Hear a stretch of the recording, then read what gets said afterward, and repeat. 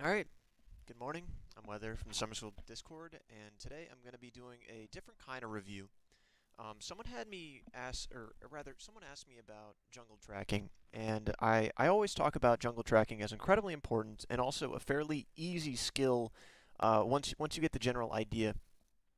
A lot of it is based off of a simple thing, like a lot of people think it's tracking CS or something like that that the enemy jungler has, but that's not how I do it.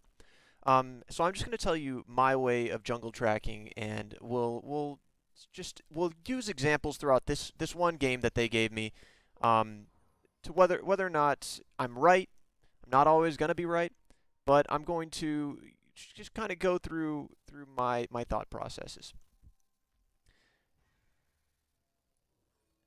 And I'm trying to figure out again who it is that I'm supposed to be following for. So I'm just going to follow for blue team. It doesn't really matter. But at the start of the game, you always want to get out early to try and get a good idea of where the enemy is starting. One of the easiest ways to predict level ones is by like where they start is by when they come to lane. But a lot of the times you can get it in different ways. So if you see them all posturing around bottom side, you know that they're probably starting bottom. Um, and since a Blitzcrank is solo invading like this, it depends how long he stays here, but you could safely assume that since Fiddlesticks is not getting a leash because it's standard that people leash right now, there's no reason not to. Fiddlesticks is probably starting blue. It makes sense. It just does. Whenever you see it, depending upon how long the Blitzcrank stays, like if he leaves in time to still leash normally, you wouldn't be able to make these assumptions.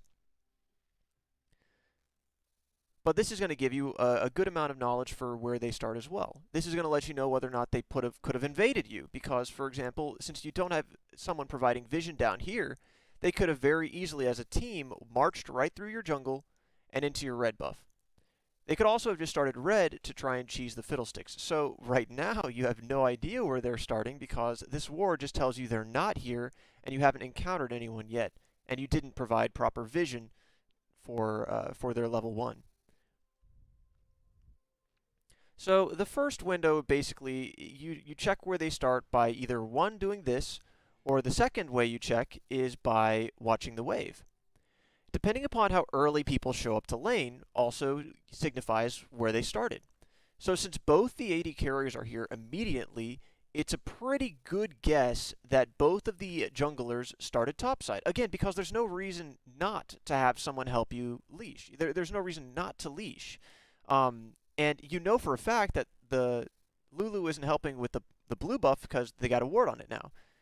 The only other alternative would have been that they invaded you, and this could have easily been prevented by providing the vision here. Just standing here, it would have helped out your team to know exactly where the enemy started. Because, they could come behind you with a red buff at level 1, well, level 1/level 2, because you don't know where the Lulu is. And you didn't provide proper vision control of your jungle, which is really easy to do.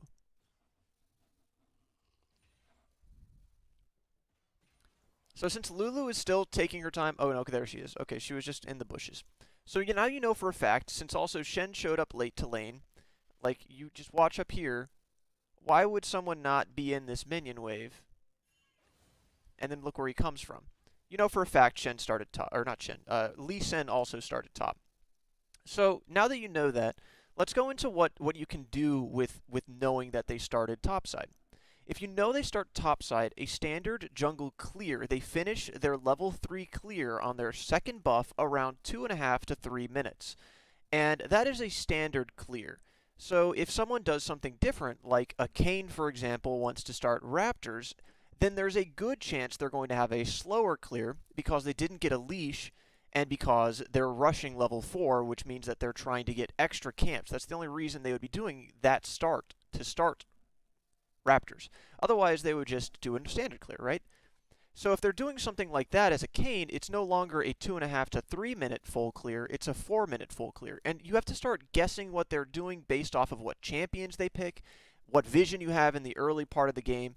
So you saw that the AD carry was in the bottom lane, so you know that they didn't start bottom. That leaves them two options. They were either starting your red buff, since you had vision of their blue buff, or they were starting their own red buff.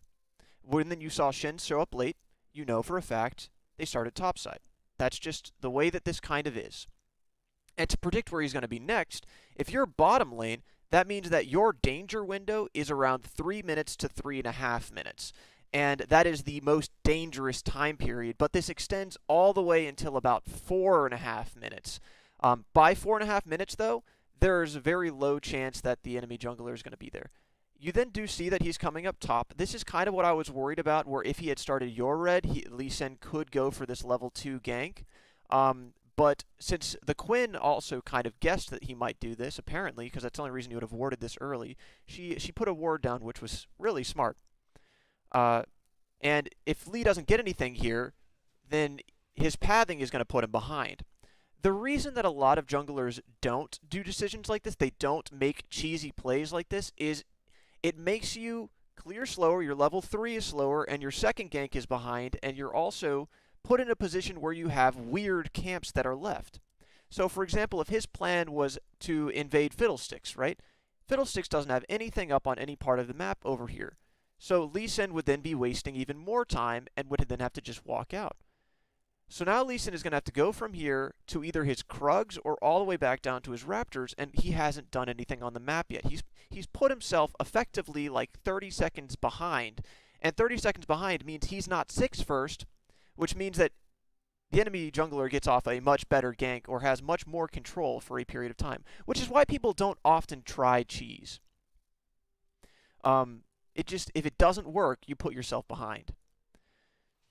So back to what we're doing, it might be a little bit harder to give you an idea of exactly when people finish their clears whenever this game plays through, because the Fiddlesticks is going for a full clear. But since the Fiddlesticks is going for a full clear, this will give you an idea of whenever he's looking to gank, right? Picture this as the Kayn. If this was the Kayn, then he finishes his clear at 4 minutes, right? This idea of rushing levels is what he's doing. He's just rushing levels. And there's nothing wrong with this. It's just showing you that there's a different danger window. And if you're tracking the enemy jungler as Fizz, you should know for certain that the Lee Sin is going to come here. Because the last time you saw the Lee Sin was top lane. He just got off an attempted gank. The only two options Lee has is to return gank this or be moving his way down on the map. It's just all he has. So Fizz should be playing back now because Lee Sin has already looked for a level 1 gank. And the Fizz should be making sure that he has either vision over here or, again, is playing back this way. This is a very risky time to be going aggressive because Lee Sin's doing this camp, but he just very well could have been doing this camp over here, the Raptors. And how easy would it have been for him to go over this wall with a flash and then, shield over to the Twisted Fate and then go in on the Fizz.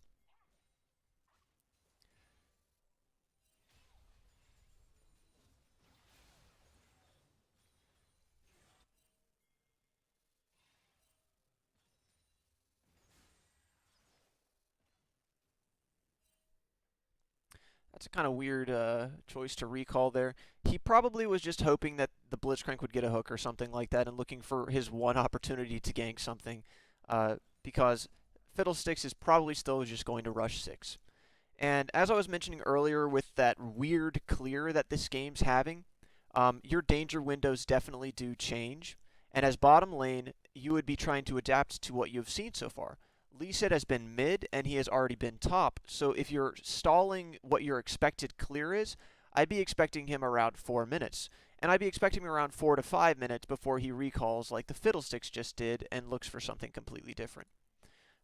So right now, Lee Sin just finished his blue buff. He doesn't have a whole lot of gank pressure without his red, but he still is level 4, and 3v2 is never really something you want. This is really good wave management for blue team, but at the same time, it's a little bit bad right now because normally you would want to bounce this, right?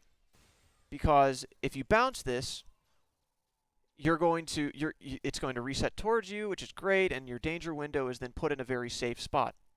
But since you didn't know exactly where the Lee was and you were imagining a level 4 gank or his slower clear, your only chance to push in the wave would have been like right here.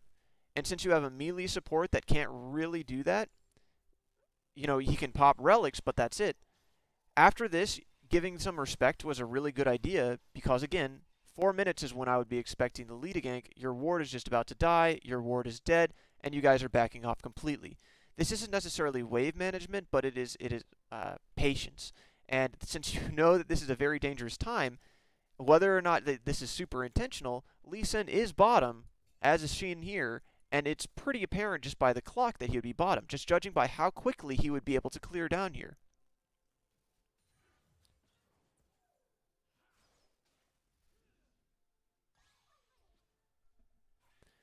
So now we're just going to go back to Blue's vision.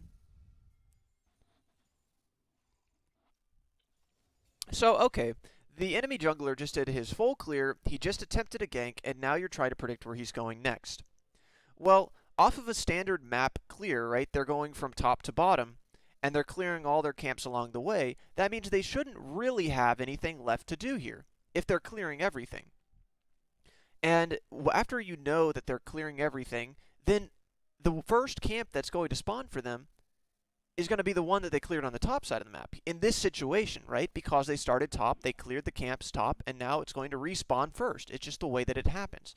So if Lee Sin doesn't find anything down here within probably 20 seconds, 30 seconds, he's going to leave, recall, and go top. Now, since it is a Lee versus a Fiddlesticks, maybe he'd try and look in the jungle here for something, but there is nothing in here presently for him to take. So again, he would still recall after 30 seconds or so.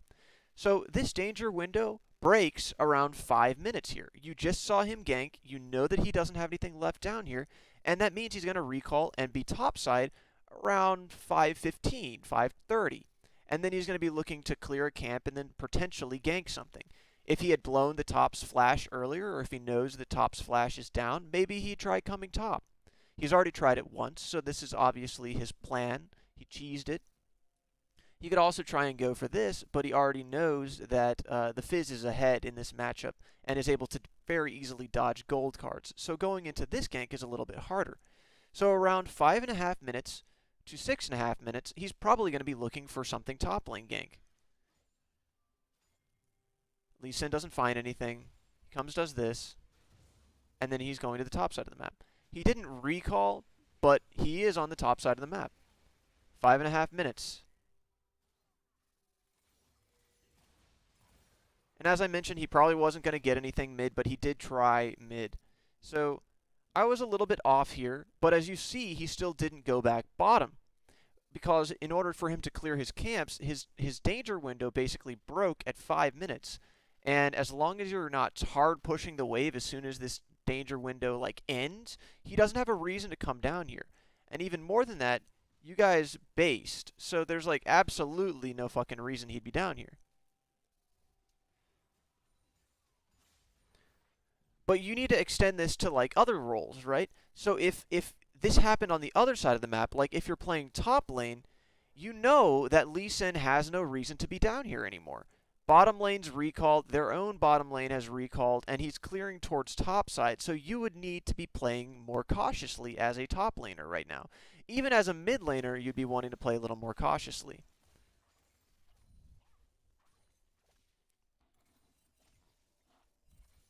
Now let's go into the next thing you're looking at. So to predict where the enemy jungler is in another way, you have these lovely little fucking icons on the minimap. Whenever these icons are gray, it means the enemy jungler is not here yet. That's what it means, because there's no reason they'd be on this side of the map if they know they need to be here a little bit later.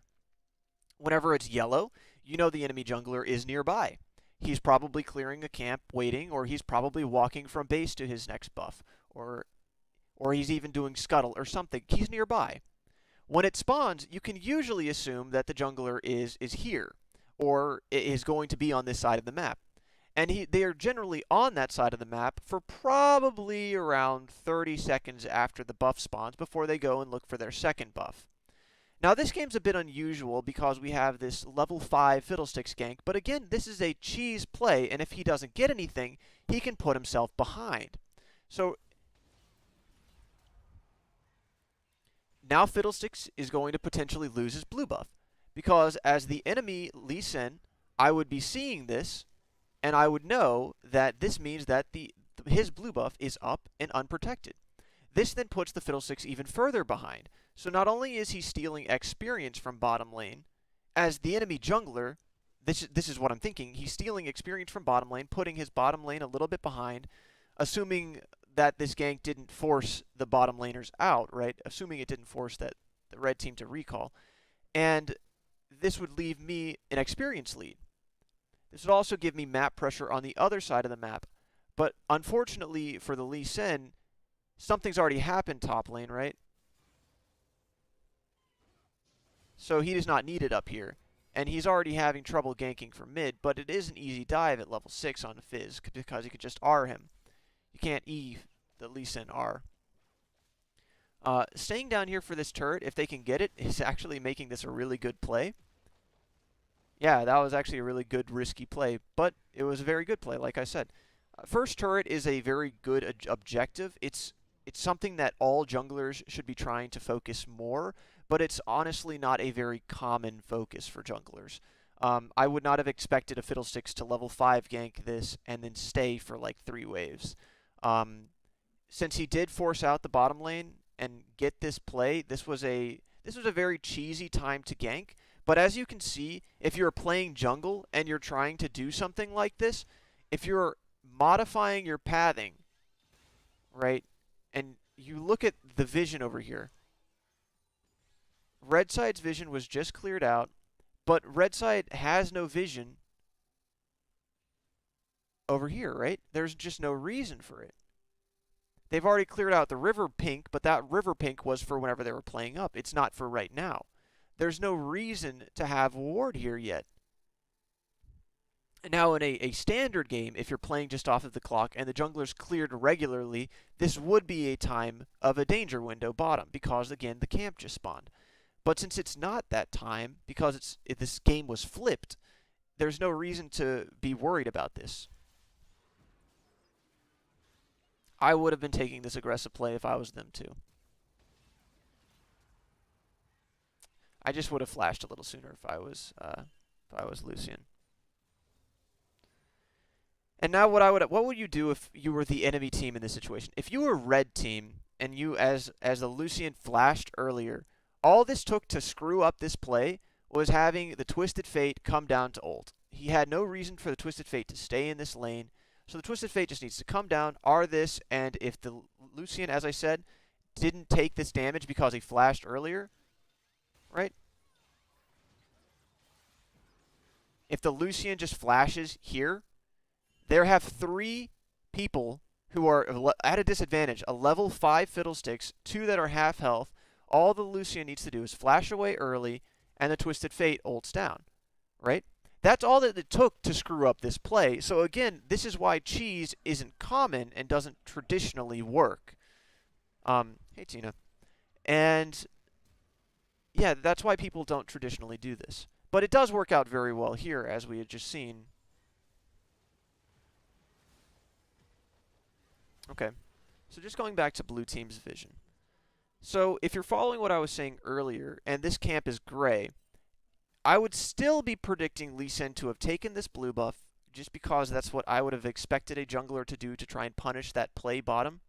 But I would have expected him to immediately after that still be looking for this buff by the time it spawns, because it doesn't take very long to clear a buff. You just wouldn't do a camp along the way.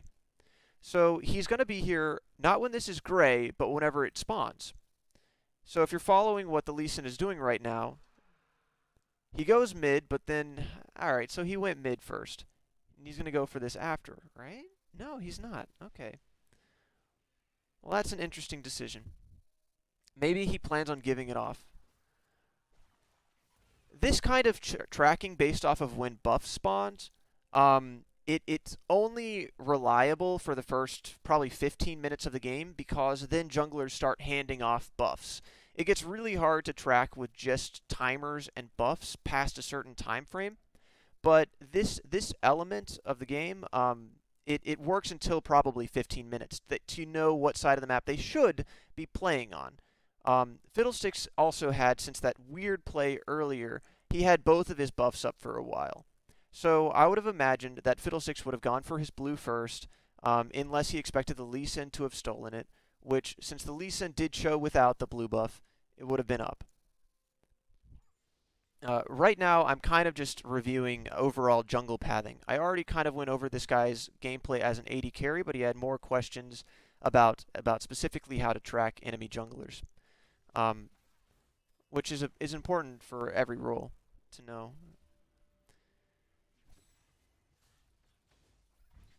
So, again, this game is a little bit weird with specifically jungle tracking because Fiddlesticks, if he expected the Lee Sin to have taken the blue buff, he would have gone to the red buff first. And Lee Sin should have been playing towards the bottom side of the map right around now because his buff is up. And if he was playing to the bottom side of the map, that would have made this a very aggressive play because Lee Sin would have been right here with... Did he have his ult? I think he ulted the Fizz.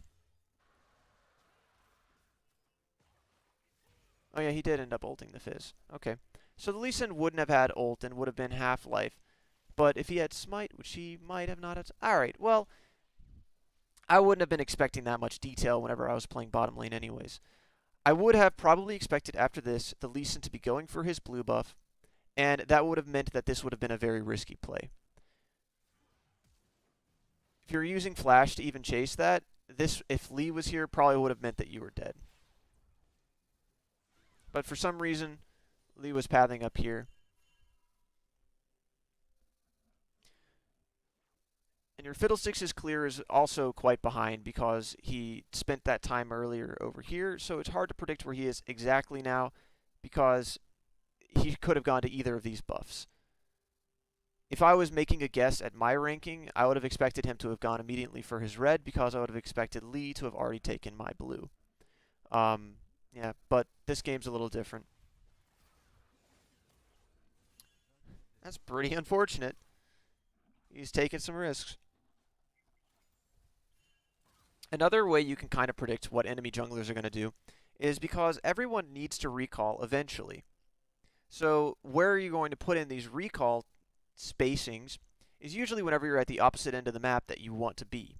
So usually, as I was mentioning earlier, after their level 3 moment, if they don't get a gank off bottom or top, wherever they're clearing, whichever direction they're clearing to, they're going to base and they're going to be on the opposite side of the map for the next minute because they have absolutely no reason to path up here. Their camps should be down, and you know they've already looked for that gank. So they're going to go to where their camps are, and then also the ganks nearby. Now at this time window, it's hard to be able to do that sort of a recall prediction, but you know that the teams eventually do want to recall, and Fiddlesticks probably has a good item soon. So the Fiddlesticks, after his clear, is he looking for something over here? Did he put that ward down? No. I would have expected the Fiddlesticks to be looking for an R, and if the Fiddlesticks doesn't find his R with this, the Fiddlesticks is probably going to recall and chop. But since your team had a blue a ward over here, and he's going for the Lucian by himself, okay. He's playing a lot more like an assassin than I thought. Okay. So I was wrong again here.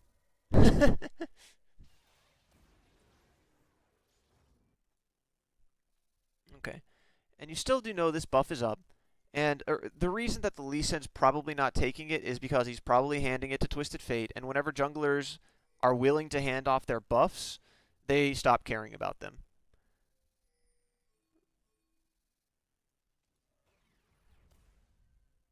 This is interesting.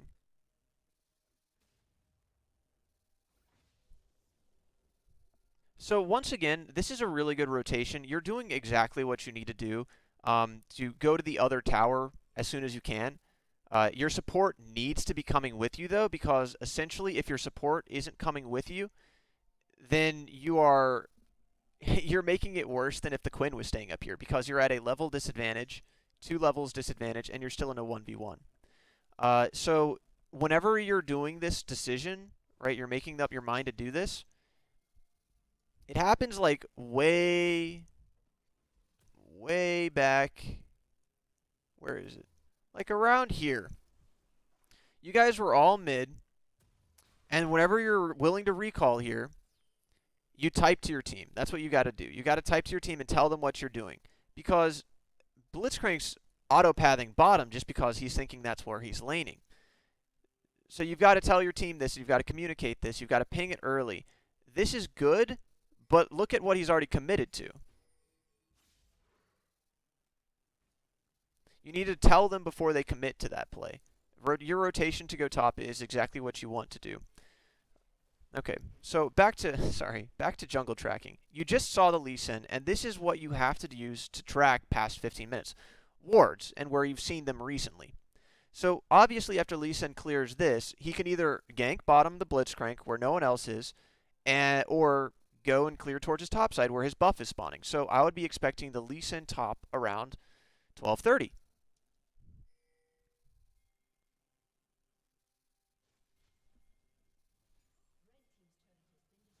Because his buff's up. Just that's where he wants to be. This makes it really easy to track what the enemy jungler is doing. If you're just tracking buff timers and the clock, how long it will take for them to clear up to something, you can know where they are generally 80% of the time. And your Fiddlesticks knew this. That's why this, or I don't know who put this ward down. Oh, that was you? No, that wasn't you. That was a Quinn. Okay. But you knew that the Lee Sin wanted to be up here, which makes this a little bit of a risky invade. But you did have your whole team kind of grouping up mid. Let's see.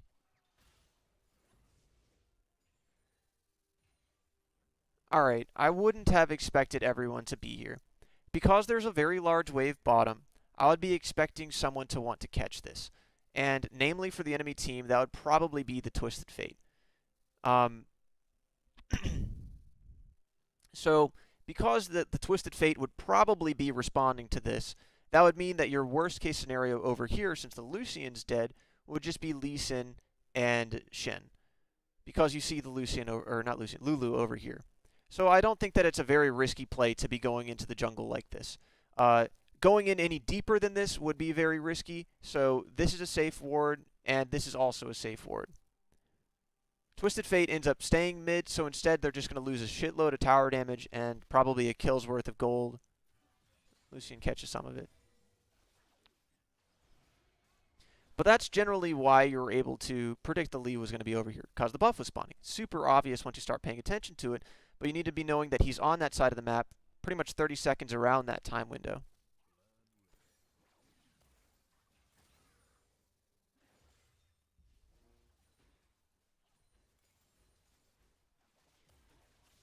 This is another good rotation. Focusing towers as AD carries or as junglers as every role is very important because you need them to win. This is going to be a little aside on positioning, but let's see. All you really care about here is the objective, right? And you gotten the objective, and you see your team backing off, and you have your Fiddlesticks at base. So potentially your number advantage is gone here. I wouldn't have been looking for this fight, because there's your 4 versus 4, but it could have been worse because, you know, your Blitz was leaving. He was delayed just like the Shen, and if the Shen's TP finished, could have been bad.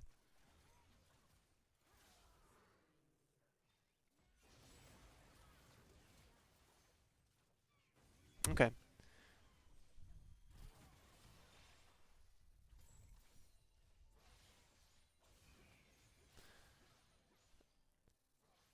So if you're paying attention to where you've seen people last, right? Up here you're watching this wave. Someone does show up to this wave. Lee Sin. Obviously this is going to be an uncontested dragon. This is a very good time to do the dragon because you just saw Lee Sin show top. And it makes it really safe. In my mind, though, this is a very bad play right now. My philosophy on dragons, you can see that in some of my rants, but it's never worth as much to get a dragon as it is to get a turret. And in this time window, if you want to look at missed opportunities, right, you had your team grouping up over here around now, right? Shen has to recall, Lucian's dead, Lee shows on the other side of the map.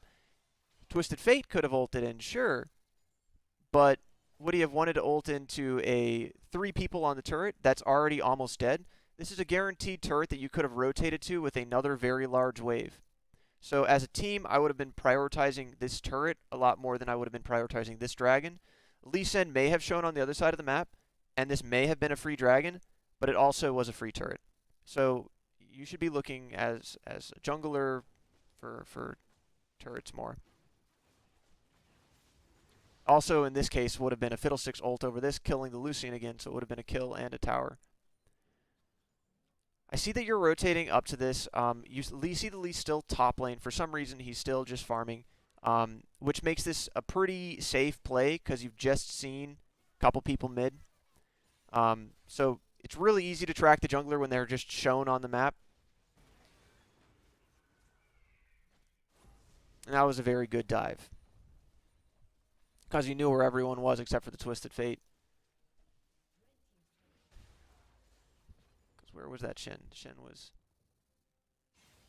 Yeah. Shen was basing. Lulu was going top. Twisted Fate was mid. Yeah. So you knew where everyone was. This is an excellent play. And you ended up getting that tower anyways. Okay. Very nicely done. After the Lee base is here, you know he's going to be going probably bottom, which as a team, this would mean that your next move would probably be to rotate over to Herald, because you're not going to want to pressure this anymore as a team right now, because right now it would just be you and Blitzcrank if you guys decided to stay for that.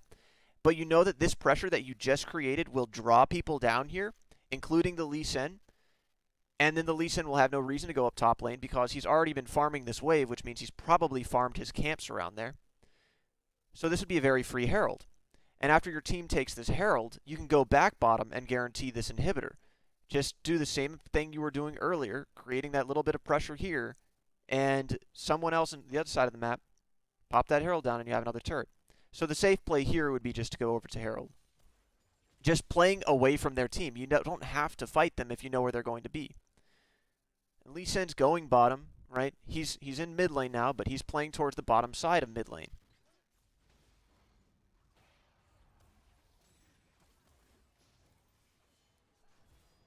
So why are you way down there? You're going to red buff? Is that what it is? Yeah, okay. I don't think that's a bad idea right now. I wouldn't be expecting my team to be looking for this. Why wouldn't I be expecting this? It's because I expect all 5 of them to be on the bottom side of the map.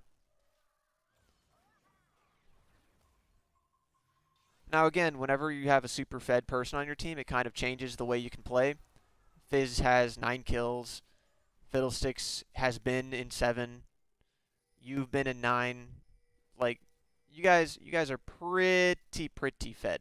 So it doesn't really matter if you're not making the best decisions at this point. But if you're looking for closeout, you still want to be making, plays for turrets. Just kills won't end a game. Turrets will eventually end games.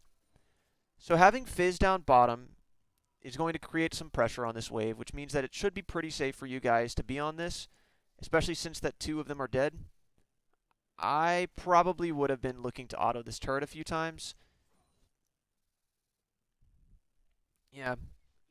But this isn't bad either. If you're resetting and you're going to Herald, that's fine. Okay, yeah, this is actually really bad here. So what's happening in this time window is actually really awkward with a wave management standpoint. I know I'm trying to do a jungler tracking review here, but if you're trying to create pressure on turrets, the only way you can do that by drawing them away like this is by having pressure on several turrets at the same time. At this instant, you have some pressure on the mid turret, right? Some pressure on the mid turret, no pressure on the bottom turret until it's potentially now, right? Now there would be pressure on the bottom turret, but now you've lost your mid turret pressure. Now you've lost your bottom turret pressure, but now you have top turret pressure. This is all out of sync. So they don't have to group on, or rather, they are not being punished for your lead. You have no control of the turrets right now because you're splitting whenever you're pressuring it. That's why you need to try and stay on the turret, because look at this window here. Fizz is recalling, right? But if you were still able to keep them off of this, or you were creating pressure for longer, not only are you giving Fiddlesticks an opportunity to ult onto this fight, but you're giving Fizz a chance to push on this wave. And then if they decide to go to the Fizz, who's hard pushing this wave, it's then too late for them to react to the Quinn. You see, setting up for these future turret pressure plays. But since you've backed off already, there's no reason for them to be here, which means there's no reason for Fizz to be here, which means there's no reason that they can't show up for the Quinn play, which means that this is something you could work on, creating turret pressure in smart scenarios. There were 2 people who were dead, and you had potentially 3 people over there, so it was still a very safe siege.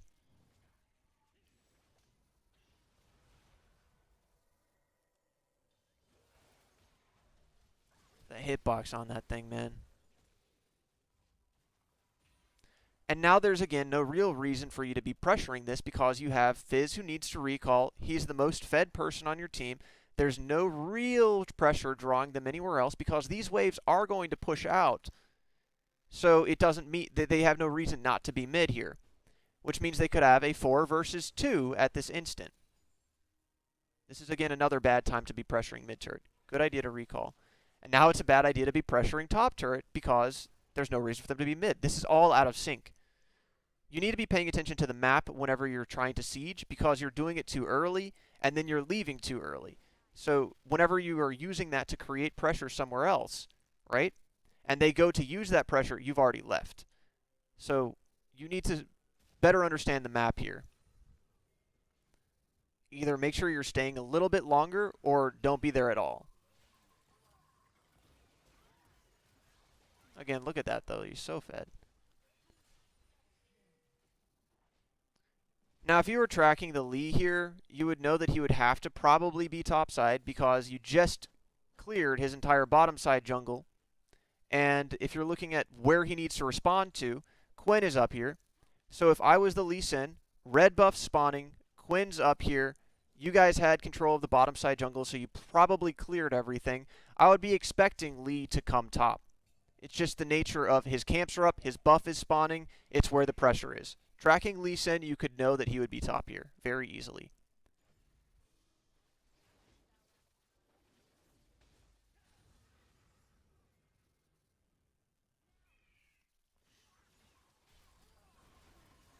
But again, whenever you guys are super fed, you can do whatever.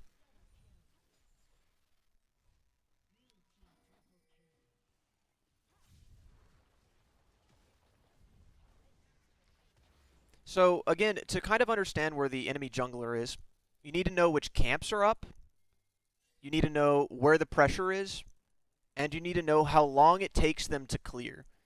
Those are generally the basics for tracking where they are, and then add to this where you've seen them last. Because if Lee Sin was in this wave, as I had mentioned several times, it doesn't really matter. There's no tracking involved in this. You just see him on the map.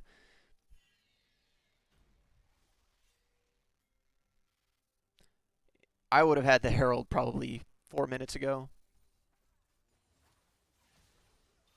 And again, this is a very early time to be pressuring this because there's no pressure bottom lane yet.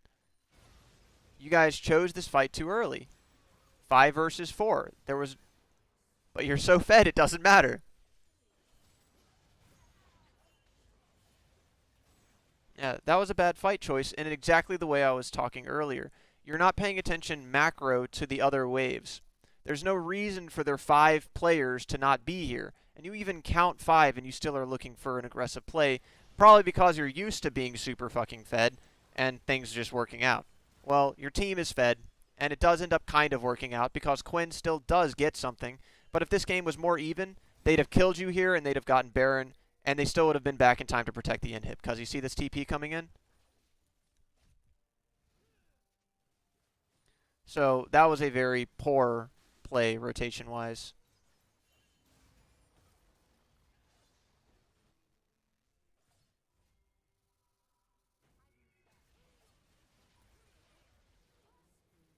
I wouldn't have really been looking for that as Varus because, again, you want to be sure that you're up for Baron, and even though the Shen just did use his TP to go bottom and canceled it, he could still potentially ult into this, which means that they could have just had Lee there for the smite, and they could have potentially rushed this. And if both of you had died, it would have put them in a much better position to do that.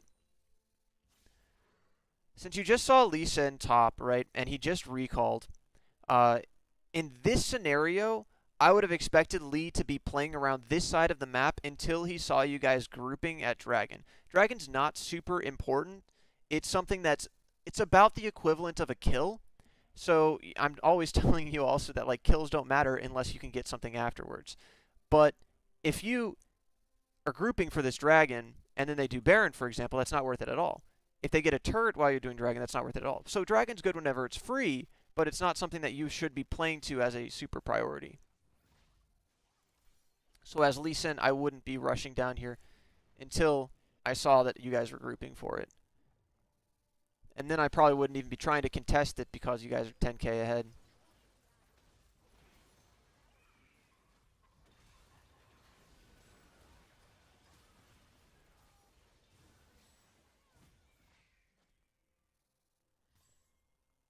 Alright, now since your Fiddlesticks is dead, you can't do Baron.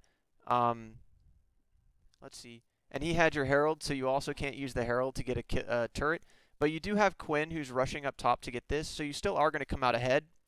As Varus, I would not be grouping mid right now. I'd just be taking the Dragon, because you're not going to be able to push this wave quick enough. Either Quinn gets this tower or she doesn't, and then your play is over here.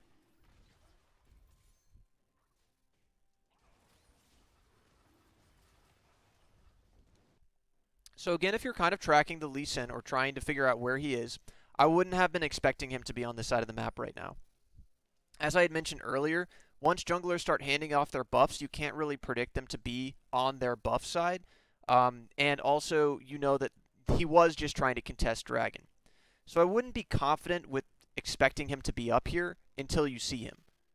But he does show up to try and stop the Quinn, right? He passes one of your wards, and he comes up to this. So I wouldn't be super confident that he would be up there, but you did see him. Again, wards are super important for tracking past like 15 minutes. As soon as you get a Sightstone, super impactful. Because now you know this Dragon's super free, right?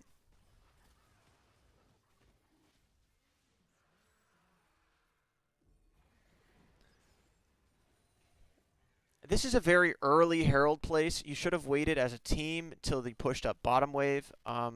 If you're tracking the enemy jungler, the jungler was just over here. If you're tracking anyone else on the enemy team, they should all be able to respond to this. Right now, there's only 3 people here. Herald is going to bait them all here. They're going to kill the Herald before you get the turret.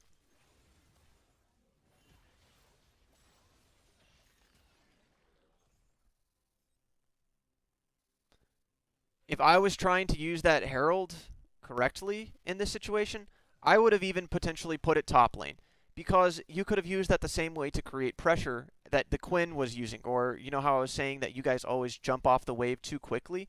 Because now in this situation, like, Quinn's not on this wave, right? But if you had Herald up here, you could have used that pressure. Quinn already did her job to lure the Lee Sin down here, and that's another way you've kind of created a numbers advantage. But at that instant that this team fight happened, you did not have a numbers advantage. Because before you do fights like this, you always have to count 2 ways. You count what's the maximum amount of enemies that could be there. And at the start of this, if you're counting maximum, you know that you only see 3, but the maximum is 4.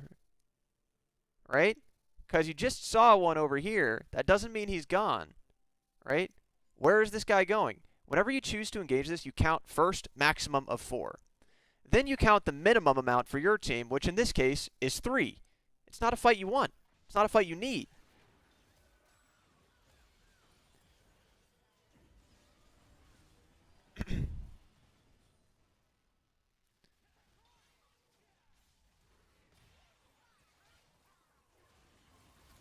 And then they pursue that a little too hard.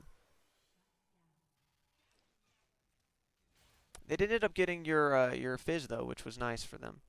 I don't think I would have been looking in on that, but they did have a numbers advantage for the start of it. I just thought that their health bars would be too low to chase it in.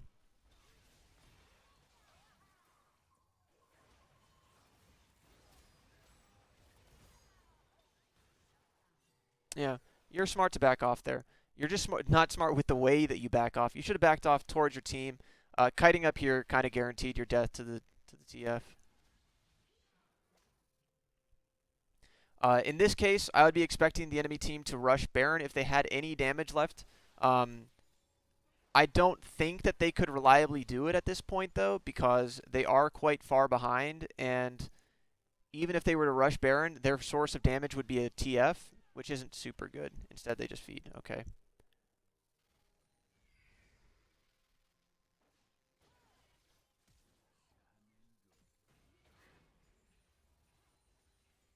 Yeah, you guys are struggling to close it out, and you could have usually used the Herald, like, at this point, probably 10 minutes ago to get this inhibitor, and then that would have drawn them down here to let you get Baron, and you could have won this game 5 minutes ago.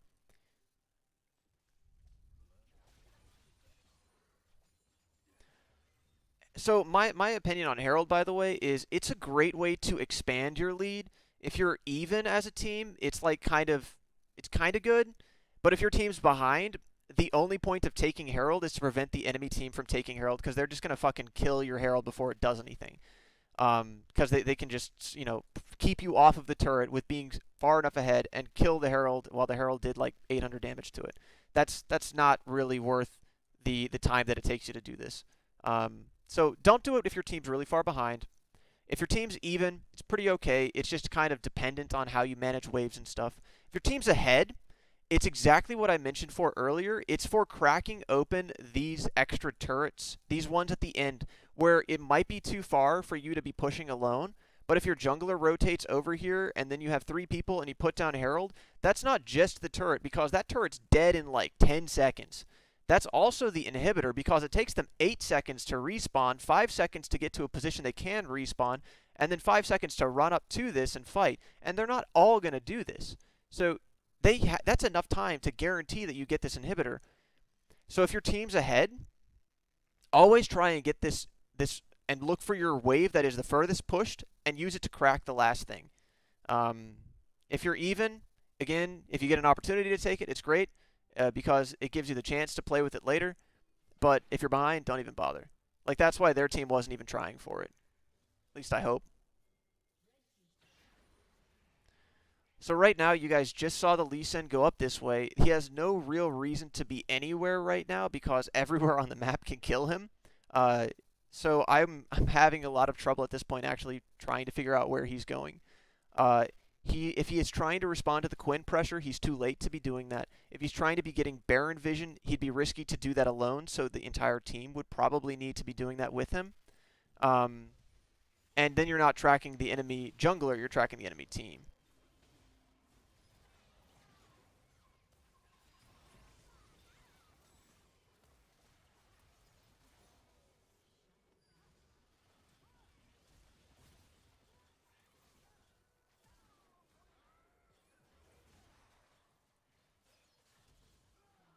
Okay. And then you get a mid turret after this. That's good. You also do get the inhibitor, and after this you just base and you Baron and then you end. So that's easy. Highlight again what's important about jungle tracking is you want to know which camps they've done. You can figure that out by where they start and where they've been and how long they've been there. And then you want to figure out how long it takes for them to clear for what they're doing. A level 3 gank, rushing levels, or potentially going buff to your buff over here, like I was talking about how he might have invaded. So how long is it going to take for them to do this and then get back down bottom, right? And then you want to go with where you've seen them last. So if you saw the Lee Sin top, you can predict that he might go for a cheese gank middle as well. And you know that if you saw him top, he's going to have a delayed clear bottom, even if he was level 3 ganking you, right? So you combine all of those things, and then you also combine the mini-map things, where you see that it's yellow. It means he's going to be there soon. If it's spawned, it means he's there probably now. So then whenever you have all of these things, you can guess where the enemy jungler is probably 80% of the time. Because the other 20% of the time, it's something that's cheese, and cheese doesn't always work out. So in that other 20% of the time where you don't know where they are, 10% of the time it's going to be bad, 10% of the time it's going to be good. Your team ended up getting this turret, but as I said, this play could have very easily turned if the TF ulted bottom and the Lucian flashed sooner. So that would have made it so that the Fiddlesticks, instead, like, fed when he came down here. The Lee Sin could have then punished that even further by taking his buff. Yeah, so not always a good idea to cheese like this. It ended up paying off this game, but it was risky. So that's the basics of jungle tracking this game. Your rotations are pretty good for the first few outer towers, but you have a lot of trouble mid-game with getting those extra towers. These towers, you need to work on dancing with your aggression. So whenever someone pushes a wave up and has pressure on this turret, you know that you can have pressure on this turret. And whenever they are not pushing, you cannot be up there. If you're going to be doing something like this, you need to have proper vision. So make sure that this is warded. Make sure maybe even further this is warded, right? These two areas are going to catch all rotations between you and the Quinn. You know everyone that's going up to the Quinn. You know everyone that's coming back to you. If you have ward somewhere over here or somewhere behind this even, you know that if you're going to get flanked on this side. Then you play a little bit back until you know where the numbers are. Then you play up whenever you know you have the numbers advantage. Like you knew that two people were dead and it was just the Shen and the Lulu, you could have probably auto-attacked the turret a couple of times, or maybe the Shen. Force the Shen to back. So yeah, once you get that down, your mid-game rotations will be pretty good. Your problem with tracking the jungler, you take a lot of very aggressive plays. In that instance, I would have expected Lee to be bottom, and I would have very much so expected you to have died there. But I was wrong because Lee Sin went top, so it worked out. I don't think that you would have known that, though. All right, well, that's the end of this review. Hope some of it will be helpful.